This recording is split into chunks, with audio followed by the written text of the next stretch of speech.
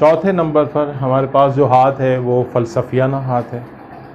फ़लसफ़ियाना हाथ ऐसे लोगों का होता है जो फ़लसफ़ी होते हैं, हर चीज़ में सोच व विचार बहुत ज़्यादा करते हैं। ये हाथ इस किस्म का होगा, अगर आपको नज़र आएगा तो आप फ़ौरन पहचान लेंगे उसको। उसके हाथ की हथेली भी लंबी होती है, उसकी उंगलियां भी लंबी होती हैं।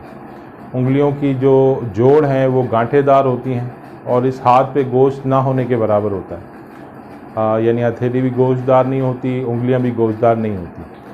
और फ़लसफ़ियाना हाथ इस किस्म का हाथ होता है जिसमें वो फ़लसफ़ियाना सोच रखते हैं, हर मामले के बारे में, हर चीज़ के बारे में सोच व विचार करते हैं और उसकी गहराई तक सोचते हैं। फ़लसफ़ी ऐसे आदमी को कहता है जो किसी मामले के बारे में इंतहाई गहराई में सोच विचार करे फिर कोई फ़ैसला करे। उमूमन ये ऐसे लोग होते हैं जिनके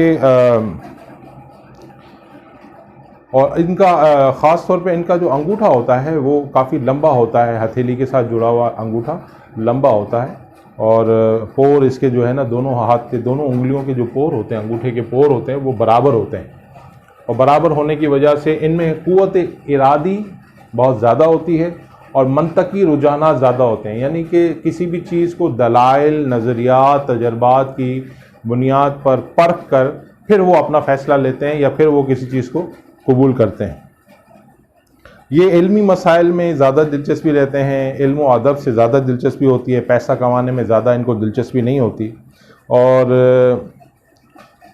अंगूठे की लंबाई मुतवाज़न होने की वजह से बड़ा मजबूत क़ुव्वत इरादी और फ़ैसला रखते हैं। दुनियावी और माली ज़रूरियात को ज़्यादा अहमियत ना देने वाले लोगों का हाथ ऐसा होता है और उमूमन ऐसे लोग माली मुश्किलात का शिकार रहते हैं। तज्ज़ियाती कामों, सोच व विचार करने वाले कामों में ज़्यादा दिलचस्पी लेते हैं।